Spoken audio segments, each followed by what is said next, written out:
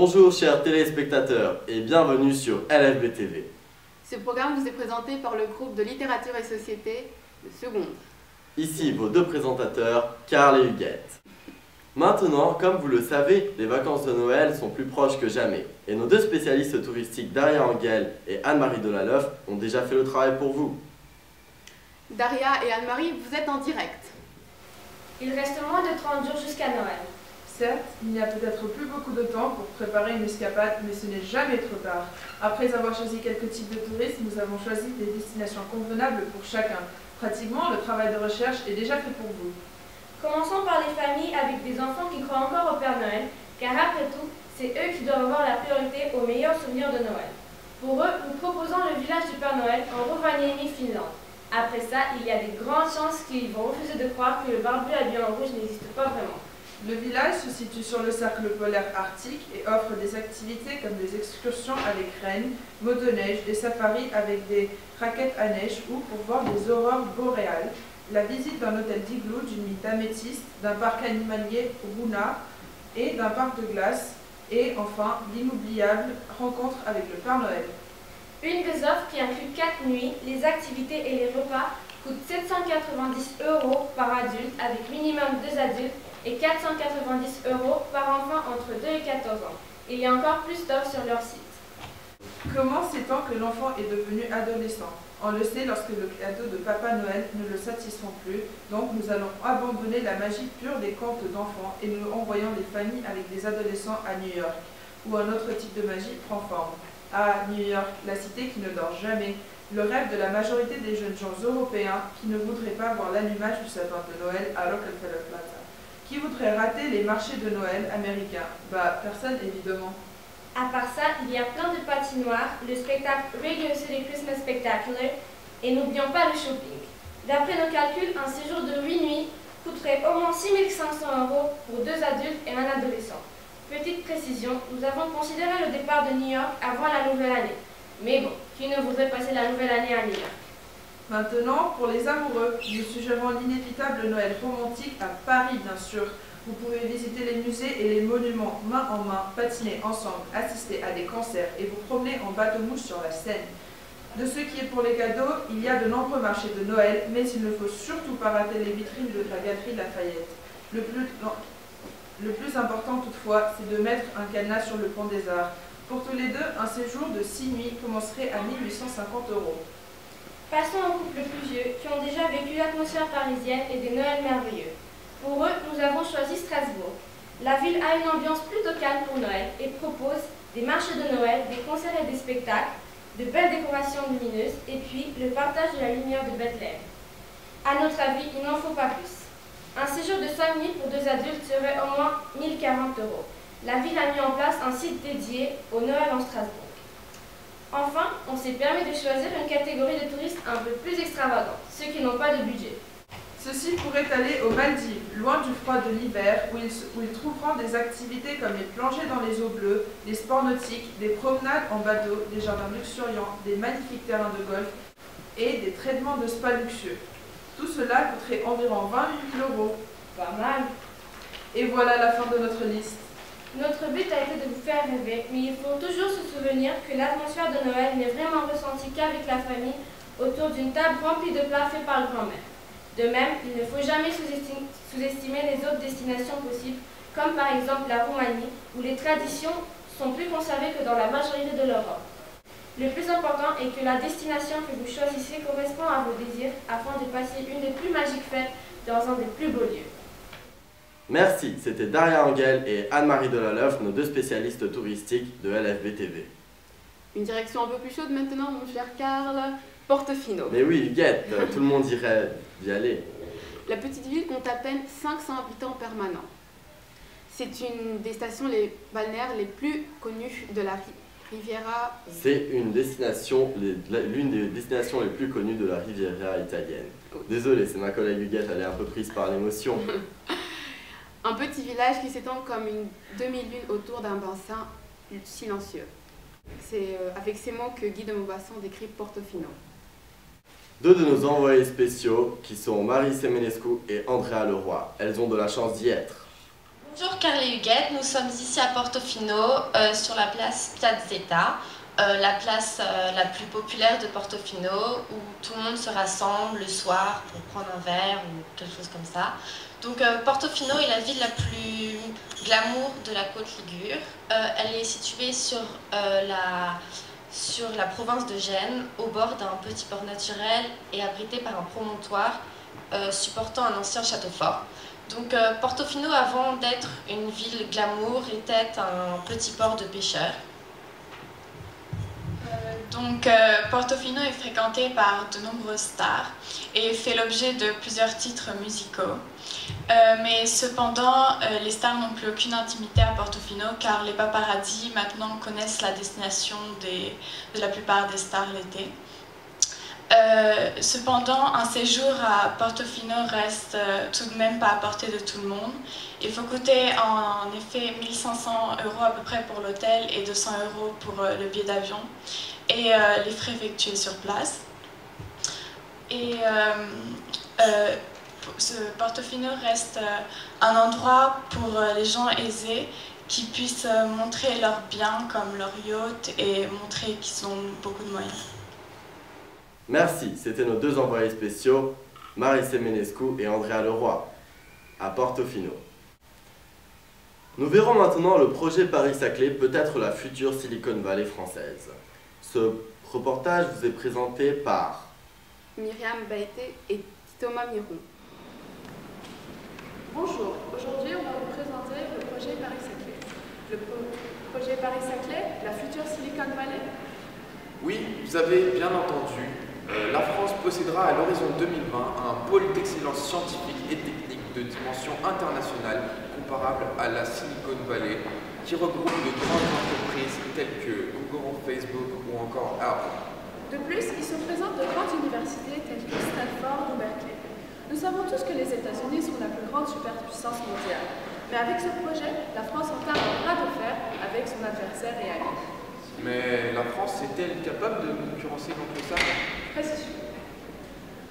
Le projet Paris-Saclay sera donc basé en Île-de-France. Il a été lancé en 2006, doit durer entre 15 à 20 ans et devra à terme regrouper 25% de la recherche scientifique française.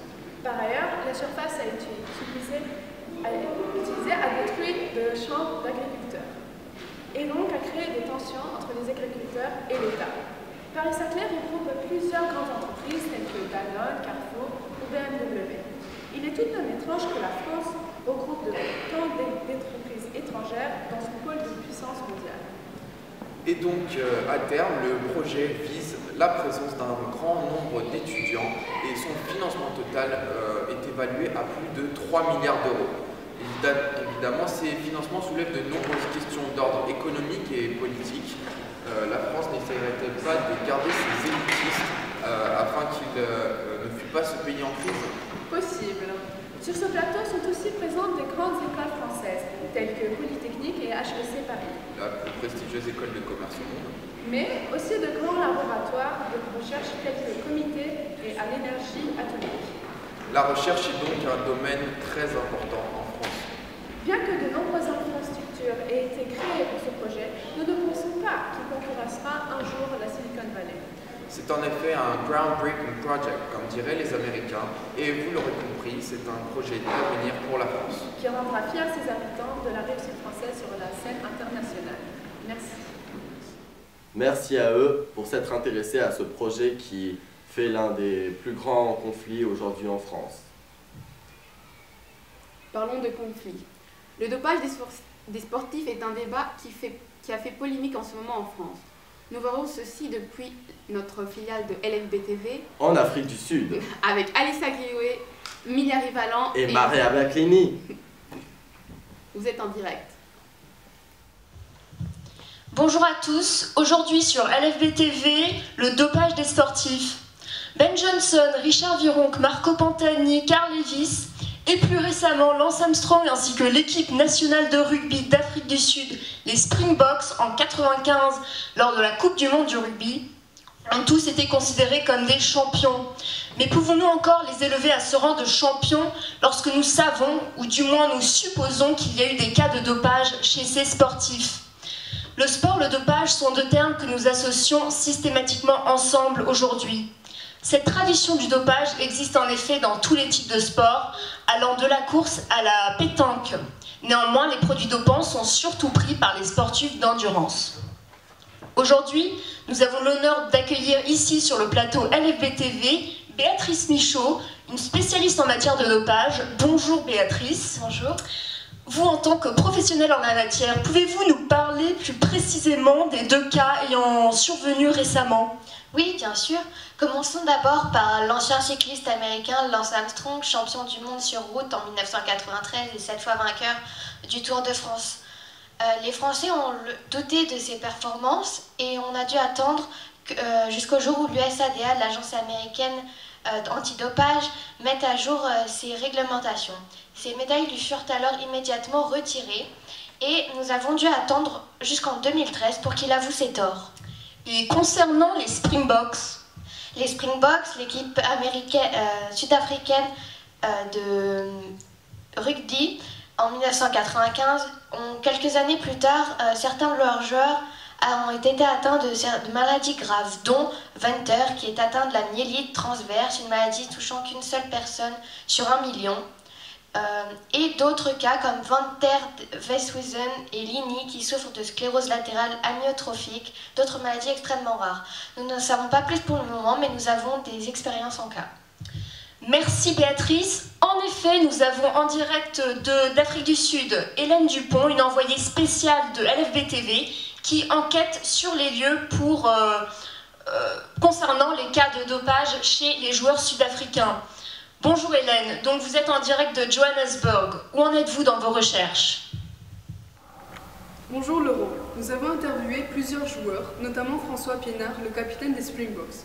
Ce dernier a avoué la prise systématique de vitamine B12 devenue illégale, mais tous ces remèdes, conseillés par les médecins, furent à cette époque pris en toute confiance. On pense aussi que le PO a été combiné avec les vitamines B12, qui ensemble s'avèrent être ni plus ni moins des produits dopants.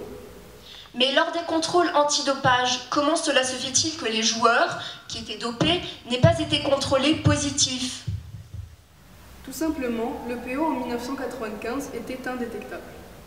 Et de nos jours, comment contrôle-t-on, comment limite-t-on les cas de dopage? Existe-t-il des sanctions spécifiques? Oui, aujourd'hui, plusieurs mesures ont été prises afin de limiter ce cas de dopage. Les sportifs dopés sont tout d'abord avertis et la sanction peut varier entre 1 an de condamnation ou même la suspension à vie. Comme par exemple en Allemagne, tous les sportifs professionnels dopés sont condamnés à 3 ans de prison. Merci Hélène de nous avoir éclairé sur ce propos. Nous voyons donc que le dopage est un des problèmes majeurs dans le domaine des sports. Malheureusement, les tricheurs ont toujours eu et auront toujours un coup d'avance sur les services de contrôle antidopage. C'était Laurent Guicharo sur LFB TV. Merci, c'était notre filiale en Afrique du Sud avec Alice Aguiloued, Milia Rivalan et Maria Baclini. Passons aux politiques maintenant, mon cher Karl. Et nous verrons les élections en Roumanie.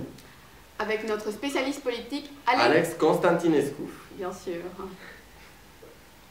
Alegerile prezidențiale 2014. Anul 2014 marchează sfârșitul erei Băsescu. Președintele Traian Băsescu a fost la conducerea statului timp de 10 ani, 2 mandate. El a fost ales în 2004 când a candidat la postul de șef de stat împotriva lui Adrian Năstase. Deși critica vehement în primul său mandat, domnul Băsescu a reușit să câștige și alegerile din 2009 când a candidat împotriva lui Mircea Joană.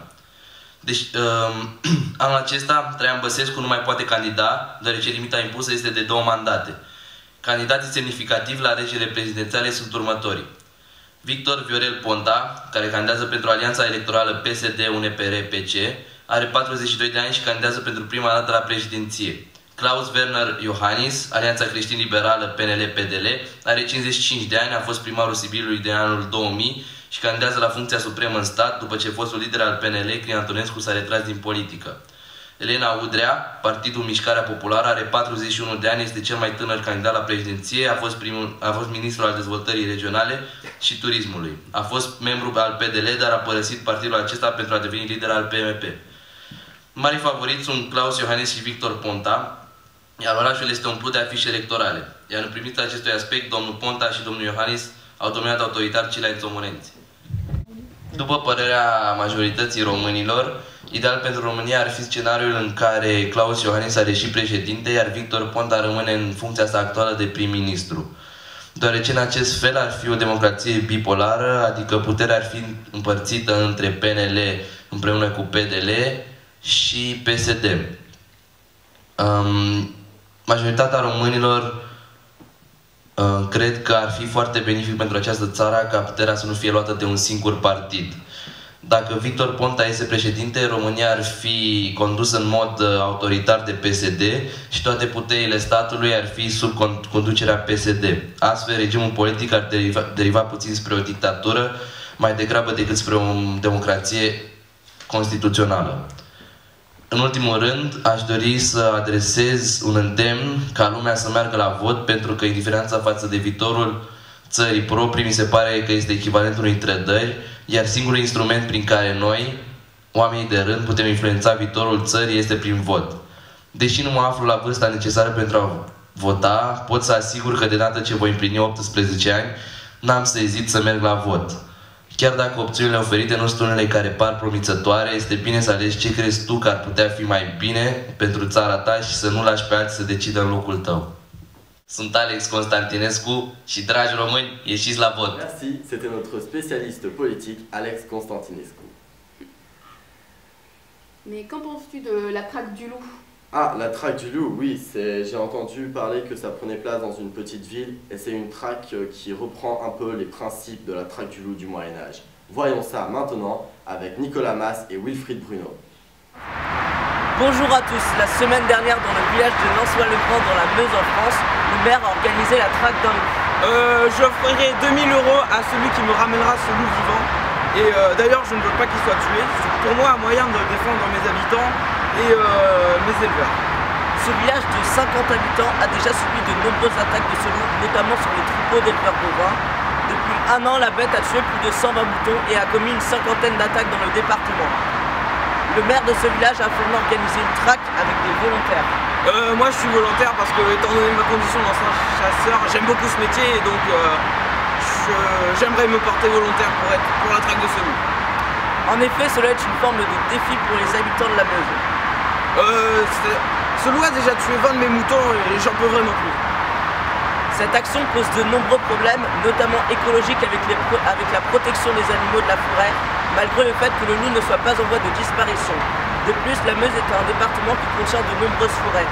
D'ailleurs, les écologistes affirment qu'il n'y a aucune preuve que ce soit vraiment le loup qui ait commis ces attaques. Les écologistes parlent d'un retour au Moyen-Âge, avec la traque du loup, les pioches et fourches à la main.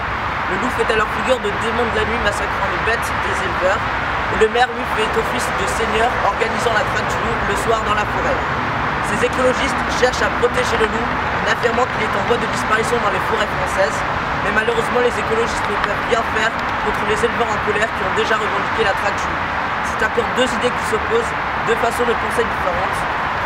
Le maire a donc décidé d'organiser un vote avec le choix entre la traque du loup et sa livraison dans un parc animalier et la protection du loup en le laissant dans son habitat naturel, la forêt de la Meuse. La traque du loup serait peut-être une meilleure idée puisqu'elle serait avantageuse pour les éleveurs de la région et le loup rejoindrait quand même un endroit proche de son habitat naturel, en l'occurrence un parc animalier composé de forêts dans les montagnes. Merci beaucoup. Le saut d'obstacle en passionne plus d'un. Mais qu'en est-il vraiment de ce sport? Nous verrons ceci avec Francisca Moldovan et Maria Suciu. Nos deux cavalières envoyées spéciales de LFB.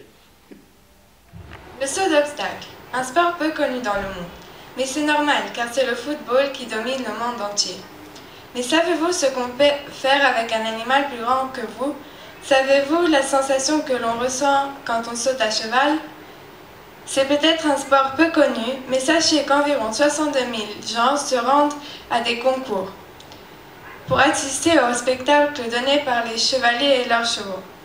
Vous voulez en savoir plus sur ce sport? Aujourd'hui, je vais vous le faire connaître avec l'aide de notre invitée spéciale, Francisca Moldovan, qui est une cavalière de 15 ans qui fait de l'équitation depuis toute petite.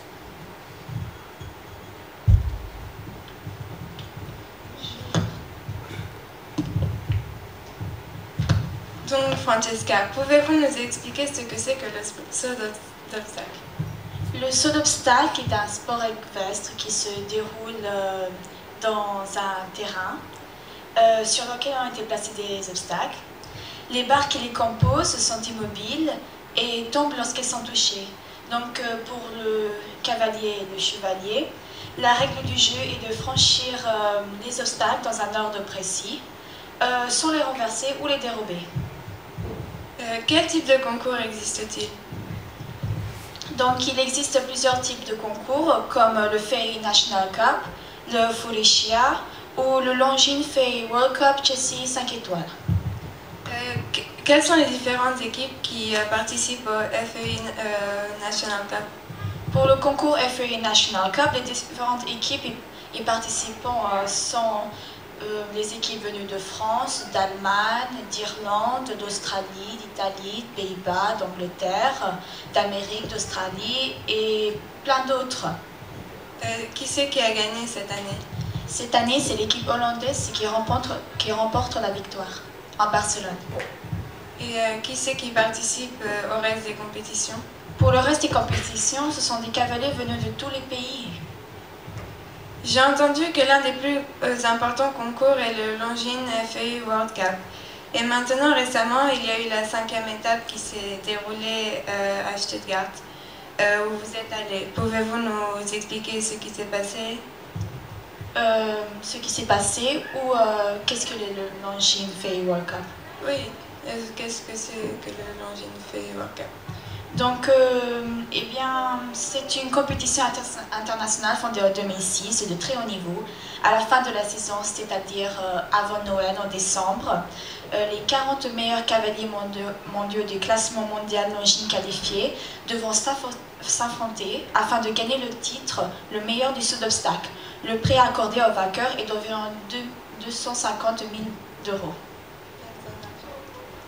Quels étaient les résultats de la grande finale de Stuttgart de dimanche? Et quelle était la hauteur des obstacles? Les barres étaient placées à 1,60 m du sol.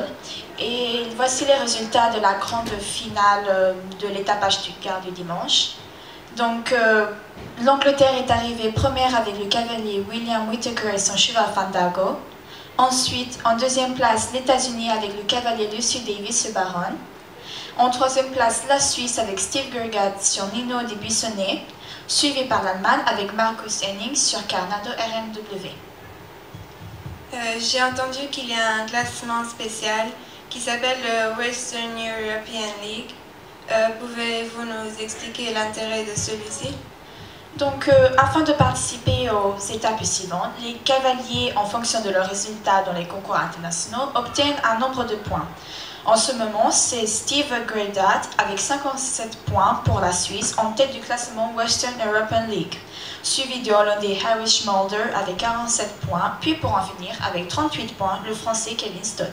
Bien sûr, les Américains Lucy Davis et Brett Castle, toutes les deux avec 30 points, se placent très bien dans le classement et qui malheureusement prennent la place de la talentueuse cavalière française Pénélope Prévost. La majorité des gens pensent que c'est un sport difficile, mais il faudrait essayer au moins une fois, n'est-ce pas? Oui. Mais beaucoup de personnes ne savent pas où le pratiquer. Avez-vous des idées? Donc, je recommande que ceux qui veulent essayer l'équitation, je leur recommande d'aller à Equestria, qui se situe à Tunkerbech sur Deneone, vers la direction Bleu-Echt. Donc, si vous êtes débutant, le prix par séance est de 85 lei. Mais ne vous pressez pas de monter à cheval sans penser d'abord à votre sécurité. Donc ne montez pas sans bombe. De plus, des pantalons spéciaux d'équitation et de bottes sont recommandés. Et si vous avez des enfants qui veulent monter à cheval, il est préférable d'avoir une veste de sécurité pour le dos afin d'éviter les accidents. Nous vous remercions, Francesca, d'être venue et d'avoir répondu à toutes nos questions. Avec tout mon plaisir. Merci beaucoup, Francesca Moldovan et Maria Suciu. Voyons maintenant les clowns agressifs en France. Les clowns agressifs en France. Les clowns agressifs en France, tu ne sais pas? Tout le monde en parle. Voyons ceci avec Morgan Bernaben et Clémence Poetsk. C'est une nouvelle tendance en France. Bonsoir à tous. Nous allons vous parler d'un phénomène qui touche beaucoup de pays, c'est les clowns agressifs. Alors, il arrive tout droit des États-Unis avec le clown de Wasco, qui est un projet artistique qui montre des photos de clowns et aussi qui a dégénéré et qui s'est propagé très rapidement grâce aux réseaux sociaux. Notamment en Angleterre avec un clown qui regardait fixement les passants avec un bouquet de ballons gonflables à la main. Ces projets n'étaient pas violents, mais en France, notamment dans le Nord, c'est beaucoup plus violent. Et la tendance a été aussi inspirée des films et des séries qui mettent en scène des clowns violents, notamment un film, Des clowns tueurs venus d'ailleurs, qui montre des clowns cannibales. Nous pouvons donc voir l'ampleur que cette histoire a pris en tapant par exemple sur un moteur de recherche le mot clown, et désormais nous voyons des clowns agressifs, contrairement à ce que le clown représente normalement. Alors maintenant nous allons vous parler du sujet qui nous intéresse encore plus, c'est le débarquement des clowns malveillants en France. Alors longues chaussures, vêtements bariolés, fleurs en plastique qui crachent de l'eau et nez rouge, l'ennemi public numéro 1 n'a pas le visage habituel car il s'agit d'un clown. Il y a eu de nombreuses plaintes qui ont été déposées, notamment dans le nord de l'Hexagone, plus précisément dans la ville de Douai, dans le Nord-Pas-de-Calais, où il y a une dizaine de jours, un jeune homme de 19 ans a été interpellé dans cette même ville et condamné à 6 mois de prison avec sursis, car il avait agressé un passant. Et aujourd'hui, il reste peu de régions où on n'a pas perçu de clowns. Que ce soit en Picardie, en Lorraine ou en Bretagne, ils ont été repérés. Alors maintenant, je vais laisser ma collègue vous parler des mesures adoptées pour lutter contre ce fléau. Avec un tel phénomène, des mesures ont dû être prises. Les premières ont été effectuées par la police, publiant un communiqué officiel le 24 octobre sur Facebook, en disant que ces actes pouvaient engendrer des dérives individuelles dommageables et des troubles à l'ordre public. C'est à la suite des premières plaintes qui ont été déposées dans la ville de Douai, de là où tout est parti. Nous allons actuellement interviewer un clown repenti qui a participé dans le passé à ces diverses agressions. Alors maintenant nous allons l'accueillir. Bonjour. Alors vous êtes un clown repenti et vous allez nous parler de vos diverses actions. D'abord présentez-vous. Alors je suis un clown repenti mais je souhaite garder mon anonymat parce que d'ailleurs j'ai fait peur à nombreuses personnes et que je ne veux pas que ces personnes découvrent qui je suis. Ensuite... comment cette histoire a pris une telle ampleur en quelques jours? Comment pouvez-vous expliquer cela?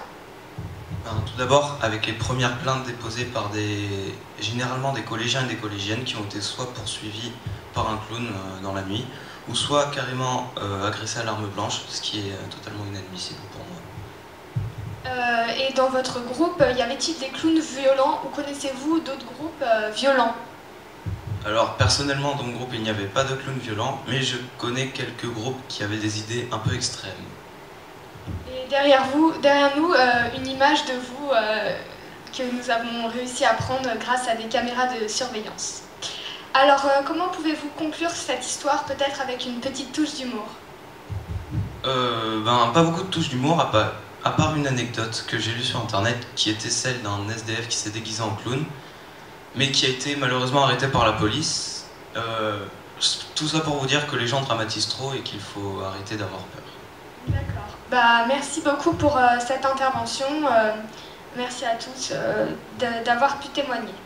Alors, cependant, l'incident le plus sérieux a eu lieu à Besançon, où un étudiant a affirmé avoir été blessé par un clown armé d'une hache. À Montpellier, un jeune homme de 18 ans qui s'était déguisé en clown agressif s'en était pris un passant avec une barre de fer. Il a été condamné lundi à 12 mois de prison, dont 4 mois fermes. Maintenant, je vais laisser ma collègue présenter la légende urbaine qui est en train de se créer sous nos yeux. Donc, dans toutes ces régions où l'on s'amuse à se faire peur en représentant une figure fictionnelle telle que le clown psychopathe, cela accentue le flou entre la réalité et la fiction.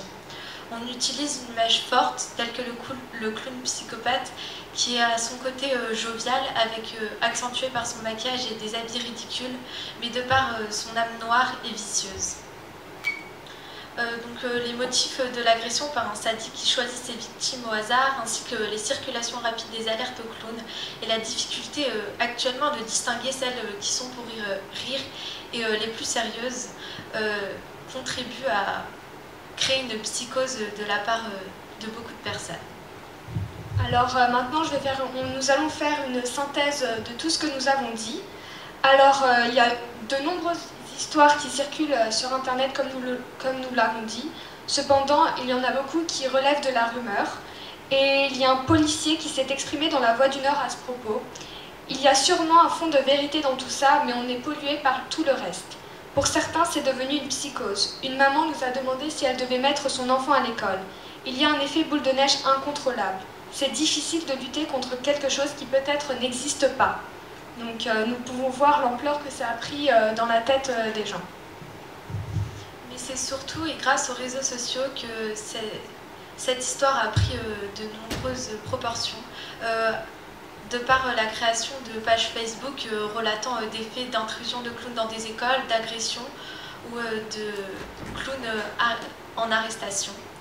Donc peut-être que tout ça n'est que le fruit d'une imagination fertile, car actuellement aucune photo à l'appui ne peuvent venir affirmer toutes ces histoires, car la plupart sont extraites de films ou une histoire où l'on a payé des enfants déguisés en clowns afin de pouvoir les diffuser à la télévision pour témoigner de toutes ces histoires.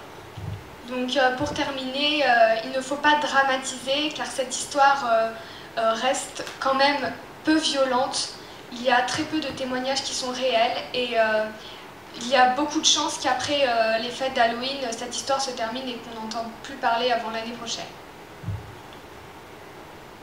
Merci beaucoup. C'était nos deux envoyés spéciaux, Morgan Bernaben et Clémence Poetsk. La traque du loup, le cheval, mais qu'en est-il des sports d'aujourd'hui, Karl? Alors, nous verrons ça avec Alex Apostol et Kevin Cauchois. Ce sont les actualités de la division A de Roumanie. Ce programme vous est présenté en roumain. Bună ziua și bine v-am găsit, suntem Apostol Alexandru și Coșoa Kevin și astăzi vă vom prezenta știrile din basket. În prezent, anul 2014, Divizia A numără 16 echipe. Sezonul regulat începe în octombrie și se termină în iunie. Pe primul loc, în Campionatul Național României, se regăsesc două echipe într-o egalitate acerbă la 14 puncte. Este vorba despre CSU Ploiești și CSA Steaua, echipa care până în acest moment nu are nicio înfrângere în acest sezon. Pe locul 2 se află BCM Pitești cu 13 puncte, urmată de BC Timișoara și CSM Oradea. Cele două echipe sunt la distanță de doar un punct de locul 2, făcând această cursă pentru titlul de campion al României o adevărată povară. Codașii listei echipelor din Divizia A sunt Timba Timișoara și Cluj-Napoca, fiecare echipă deținând 8 puncte. Cel mai de succes club este Dinamo București cu 22 de titluri, urmată îndeaproape de Steaua București cu 21 de titluri. Iar în ultimii ani, Avisos Ploiești este cel mai de succes club care a câștigat campionatul românesc de 6 ori consecutiv, inclusiv cel din 2004.